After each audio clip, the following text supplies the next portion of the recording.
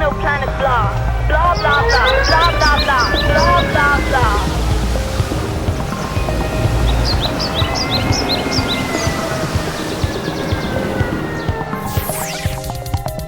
Kinka, klima eta natura krisia.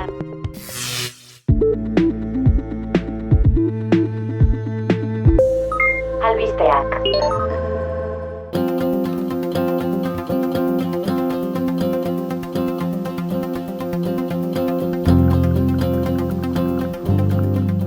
Kaixo entzule, zer moduz? Pasa dira dagoeneko 2 aste eta beraz hemen duzu Kinkaren ale berri bat. Baina lehenik azken egunotako albisteak. Europako Batasunak politika berde ausartagoak behar ditu 2030erako ingurumen helburuak betetzeko. Europako ingurumen agentziak aztergai izan ditu Europako Batasunaren ingurumen arloko ekintza programa betetzeko orain arte hartutako neurriak. Ikertu dituzten 28 adierazleetatik soilik 5 daude guztiz ondo bideratuta konpromisoak gauzatu ahal izateko. Emisio gutxiko eremua ekainaren 1ean sartuko da indarrean Lapurdiko kostaldean. Euskal Hirigune Elkargoak ontzat eman du neurria eta aurre ikusi du baliabideak jarriko dituztela herritar xumeenei laguntzeko. Herritar talde batek protesta egin du. 150 zetazeo baino gehiago hil dira Australiako hondartza batean. Tasmania uharteko hondartza batean agertu dira zehazki 157 zetazeoak. Ezin izan dute bat bera ere salbatu. Nafarroako HTaren lanetan langileak esklaboen modura aritzen direla salatu dute Iruñean. HT gelditu taldeak deitu du manifestaldia eta aurrerapenaren kateak austera deitu du. Eta bukatzeko berriztagarriei dagokienez, behartuta Oionek bide eman dio Labrazako parke eolikoari. Udalak adierazi du legez dagoela behartuta egitasmoa onestera. Vitoria Solar 1 eta 2 parke fotovoltaikoak eraikitzeko baimena berretsi du Jaurlaritzak. Indarberri enpresa publiko-pribatua da bultzatzailea, eta hirigintza baimena baino ez zaio falta. Parke bakoitzak 60 hektarea izango ditu.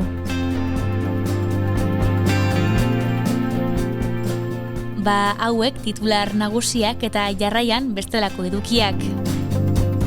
Gaur Kinka podcastean, Getariako hegalabur aztegiaz, eragingo dituen kalteez eta arrantza ereduaz.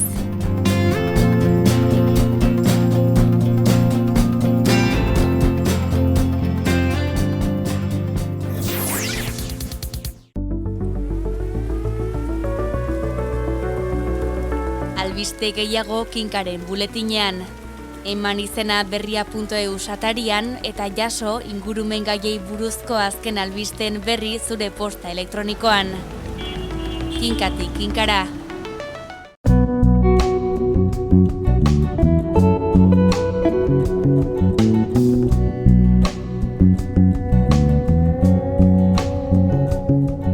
Kaixo Nagore, zer moduz zaude?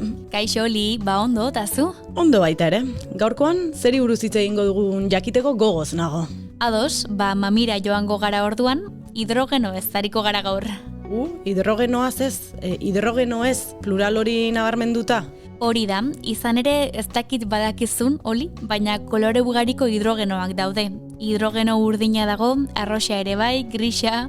Nola Nagore, hidrogeno urdina, arroxa, grisa, besterik? Bai, kolore gehiagoko hidrogenoak ere badaude, Oli. Ara, guazen sakontzera horretan, Nagore, zeren orain bai piztu didazula jakin mina. Hidrogenoaren koloreak haren ekoizpena zehazten du. Hau da, nola ekoitzi den eta prozesuan sortzen duen emisio kopuruaren adierazle ere bada. Hidrogeno hori zer eratara ekoitzi den zehazten du beraz koloreak? Zenbaterainoko emisioak sortu diren hidrogeno hori ekoizterakoan? Hori da. Tira, premisa azalduta, joango gara kolorez kolore? Ederki. Bota ba. Hidrogeno berdetik hasiko gara orduan uretatik sortzen dena da, energia berriztagarrietatik sortutako argindarrarekin. Hori lortzeko prozesuan ez da karbono dioksidorik emititzen. Eta horregatik deskarbonizazioarazko irtenbide eraginkor gisa posizionatzen da. Berdeari dagokionez beraz, kontuan hartu beharreko bi datu nagusiki. Bat, uretatik sortzen dela eta bi ez du CO2-rik emititzen. Hori da, horiarekin jarraituko dugu, elektrolisirako erabiltzen den argindarriturri mistoetatik dator.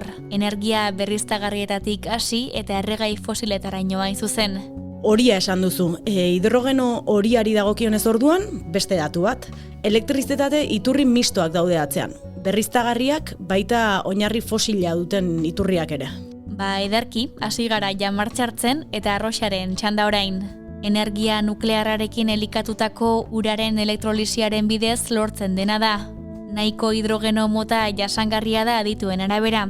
Guk aldiz kakotxen artean jarriko dugu hori jasangarria bai, baina beste gauza asko ere badelako. Ados, arroxari dagokionez hortaz, jakin behar duguna da energia nuklearrarekin elikatutako uraren elektrolisiaren bidez lortzen dela. Hori da, beste bat oli urdina, hidrogeno urdina zari gara, geroago biltegiratzeko edo berrerabiltzeko azematen diren CO2 emisioak sortzen dituen hidrogenoa zari garenean. Hau da, emisioak atzematen ditu geroago biltegiratzeko edo berrerabiltzeko. Bai, eta azken hirurak oli, zuria, turkesa eta beltza, marroia edo grisa. Zuriarekin hasiko gara, naturan aurkitzen dugun hidrogeno mota da zuria, normalean gas egoeran aurkitzen duguna. Bazuetan adibidez, lurrazpiko biltegietan aurki daiteke. Ados, gogoan izateko errazana hori, hidrogeno zuria naturan aurkitzen duguna. Hori da, turkesa ez da oroitzeko hain erraza. Gas naturalez elikatutako metal urtuaren pirolisiaren bidez sortzen dena da. Prozesuan metal urtu batetik igarotzen da gas naturala eta hidrogeno eta karbono solidoa askatzen du. Hala, CO2aren emisio kutsatzaileak saihesten dira. Metal urtuaren pirolisiaren bidez sortzen dela esan duzu, ez? Eta metal urtu batetik igarotzen denez, eta hidrogeno eta karbono solidoa askatzen duenez, ez dituela isuri kutsatzaileak sortzen. Bai, ongi ulertu dut? Bai, ederki ulertu duzu hori. Eta azkena, beltza, marroia edo grisa. Hidrokarburo asko dituzten lehengaietatik sortutakoak dira. Hau ere gogoan izateko errazagoa da. Hidrokarburo asko dituzten lehengaietatik eratorritako hidrogenoak dira. Oli, egin dugu hidrogenoaren kolorez koloreko zerrenda eta saiatu gara hobeto edo okerrago bakoitzaren ezaugarri nagusiak xehatzen. Bai, Nahore, eta gustatu zaitarik eta,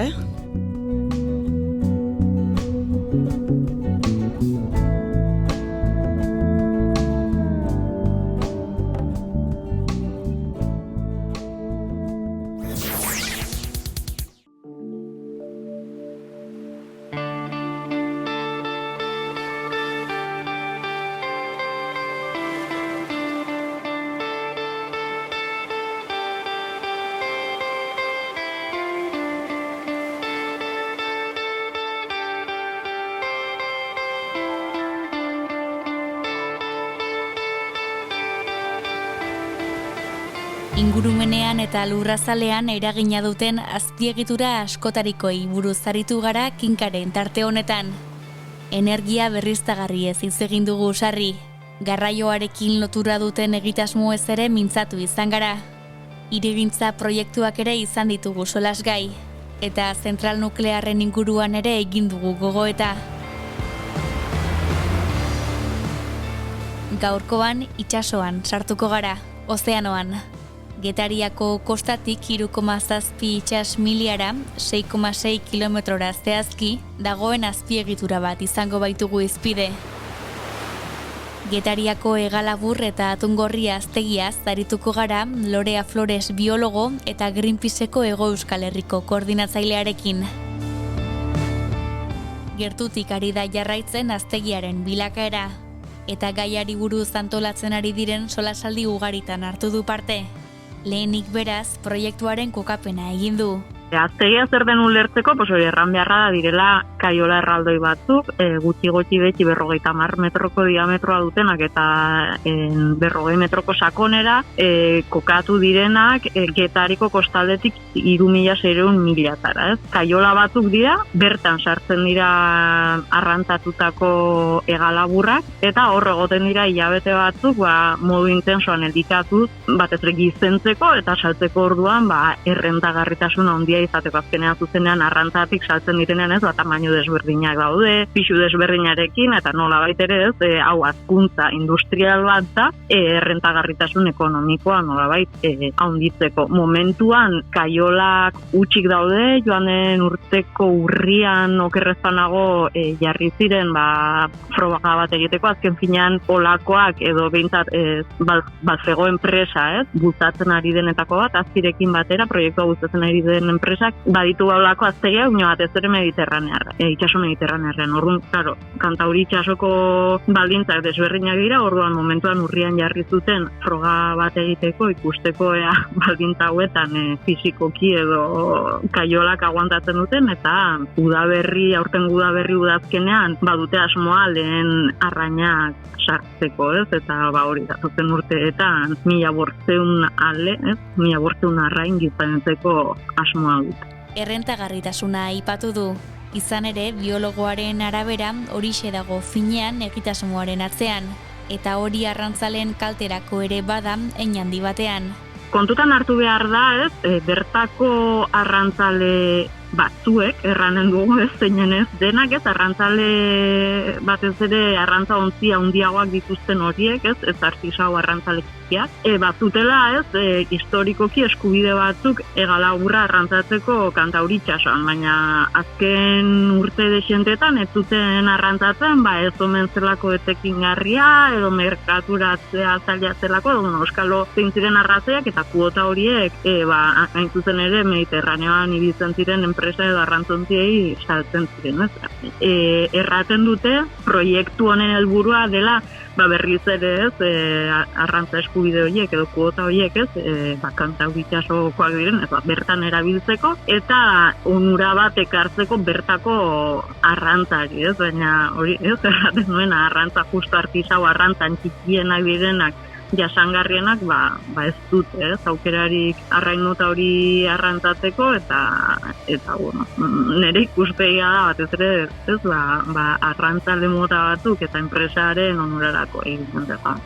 Horrekin lotuta, beste hainbat gogoetari buruz ere mintzatu da Flores, tartean noski klima eta natura krisiari begirakoak. Claro, nik ikusten dudana da hori Balfego batez ere orain arte Mediterranearrean ibili da, eta orain batean Kantauri itsasora dator.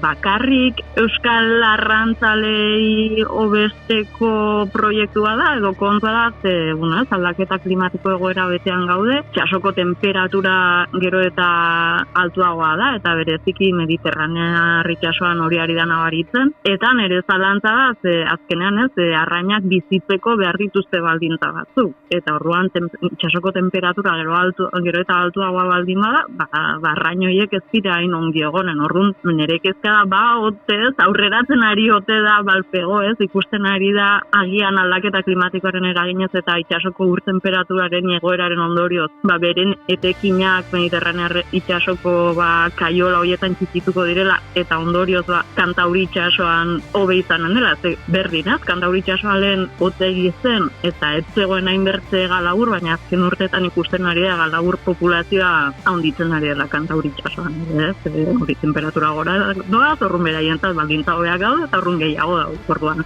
aldaketa klimatikoaren ondorioetara egokitzeko proiektu, aurrera pausu bat ote da, eta claro, nik iten diodan galdera, ikusten ari gara itsasoa eta ozeano gero eta okerra dagoela, aldaketa klimatikoak ere eragin gehiago izaten du, eta pentsatu beharrean proiektu jasangarrietan, hobeki etorriko zirenetan, olako proiektu suntsitzaileak bultatzen jarraitzen dugu, hori bai da kezka da. Horren arira, baliabide naturalen privatizazioarantz goazela gohartarazi dute talde ekologista batzuek. Bai ez, eta erranen nuke bi puntuengat, aldengatik alde bat da, aipatu duzun hori ez, lehen itxasoa libretzen, eta euskal arrantzale batzuk, orain kaiolak egonen diren toki horietan ere arrantzatzen zuten, eta bertze motako erabierak, seguraski ere orain kaiola horiek daude, eta espazio hori bakarrik horretara bideratuko da, ez, enpresa honek egin duen proiektu honetara, eta bertze arrantzalek, adibidez, hor ezingo dute arrantzatu, beraz, publikoa edo denen erabierarako zen toki bat, orain sarbide mugatua izanen du, baina gainera, ekoitziko den horreri begiratzen badiogun ere bai, kontutan hartu beharra da, egalaburra luxuzko produktu bat dela, nahi duterran ez dago, garestia da, eta ez dago denen eskura, ez? Eta gainera, eina handi batean, esportaziora bideratutako produktua da, orduan hori bada proiektu bat, ez dagona bat ere pentsatua, ez? Bertako beharrak asetzera, bintzat elikadura beharrak asetzera, eta gehiago, hori ez, interes pribatu horiek indartzera, ez?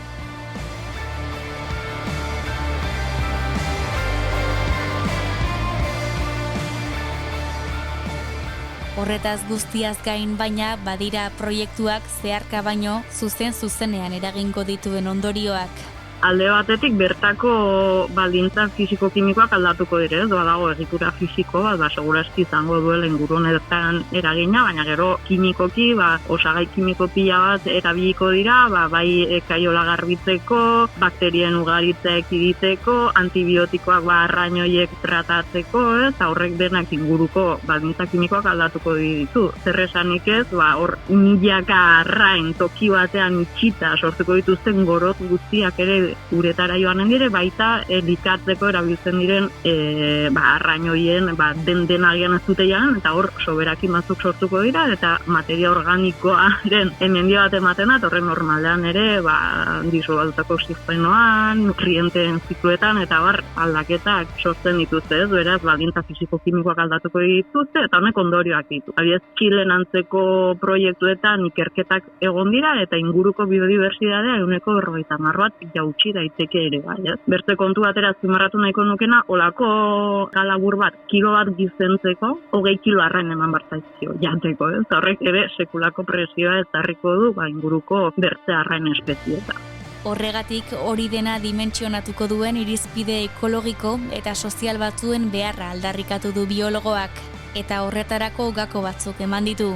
Argi dago, gaur egun munduko arraintza ustiatiegi gehienak gain ustiatuta daude, ez, behar baino gehiago arrantzatzen ari gara, txasoko biodibertsitatea jausten ari da, eta beraz hor irizpide batzuk behar dira, ez, azteko ze arrantza teknika erabiltzen dira, ez, dire arrantza teknika artisauagoak edo selektiboagoak, ez, zuk arrantzatu nahi duzun espezie horretarako bereziki diseinatuak, eta horiek bakarrik arrantzatzen dituzte, baina arrantza arrantza eta bertzelako batzuk daude, ez direla batere selektiboak, eta neiza espezie bat izan jo muga, ez, hain bertze animali ere harrapatzen dituzte, ez, horrek dituen kalteak sortuz, eta gero, ez, batez beharrak asetzera datozen arrantza mota batzuk beharko genituzke sustatu, ez, bertako ekonomia lokalean oinarrituta, eta bertako ekonomia indatu, eta baita bertako bizilagunen elikadura beharrak asetzeko, ez, eta ez hain bertze,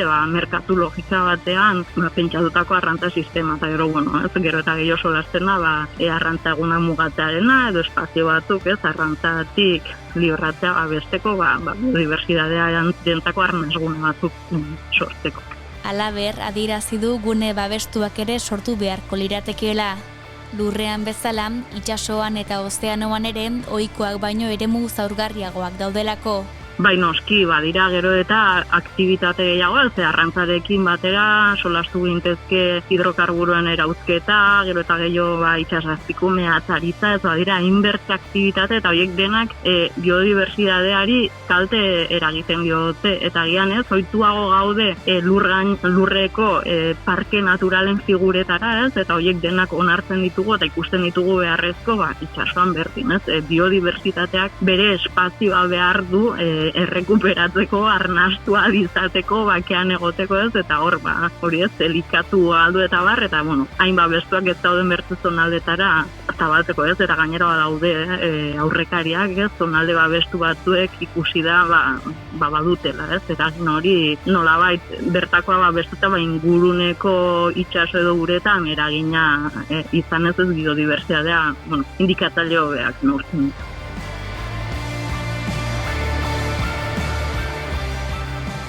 Hori dena baina abian jarri behar da, aurrera eraman behar da, eta hori da zalantzarik gabe egiazko erronka. Baita konplexuena ere, interes asko baitaude jokoan. Lorea Flores. Egia da, ez dela erresa, ez? Gainera arrantza, ontzi eta enpresa handi horiek mundu mailan sekulako indarra dute eta lobia handia da, beraien interesak besteko dena dela, badago ja da nazioarteko ozeanoen itun bat, ez? Hori pausoa aiz garrantzitsu batzena onartzen zuena 2030erako nazioarteko uren 130 beste egon behar zela eta dela aste batzuk adibidez, orain estatuek berretsi behar dute, dela aste batzuk Espainiar estatua berretsi du, orain Frantziak eginen du, badaude antzinera pausoak ematen ari dira eta horrek itxaropena pizten du. Egia da, egoera ez dela ona, baina ikusten da, ez, ohartzen ari garela zein den egoera eta pixkanaka behintzat zentu batzuetan aurrera pausuk ematen ari direla.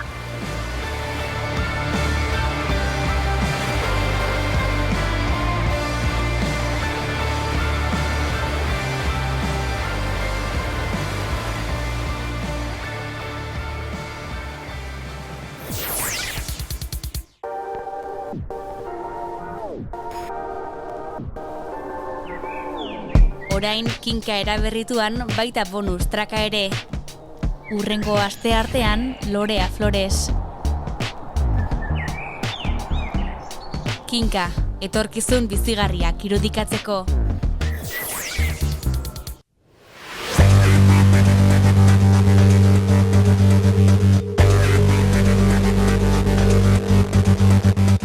Bukatzera goaz, hidrogenoez aritu gara hiztegian, pluralean, eta erreportajean aldiz Getariako Hegalabur eta Atongorri aztegiaz aritu gara Lorea Flores biologo eta Greenpeaceko Hego Euskal Herriko koordinatzailearekin. Baina dagoeneko badakizu entzule, agur esateko kantua falta zaigula. Gaurkoan Nogen taldearen Urari kantua.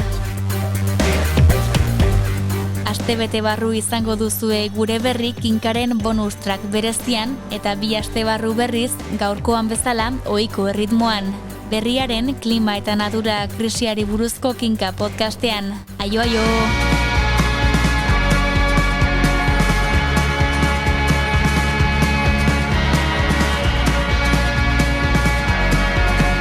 Esan noiztik ohartu zara Euriaken hau berdin ozten abuztu hontan Teitzalak luze Lurrunaren usai arresian Bero egiten dut eta berandu itzuliko naiz Ez dakit nola heldu garen ona ura eta odola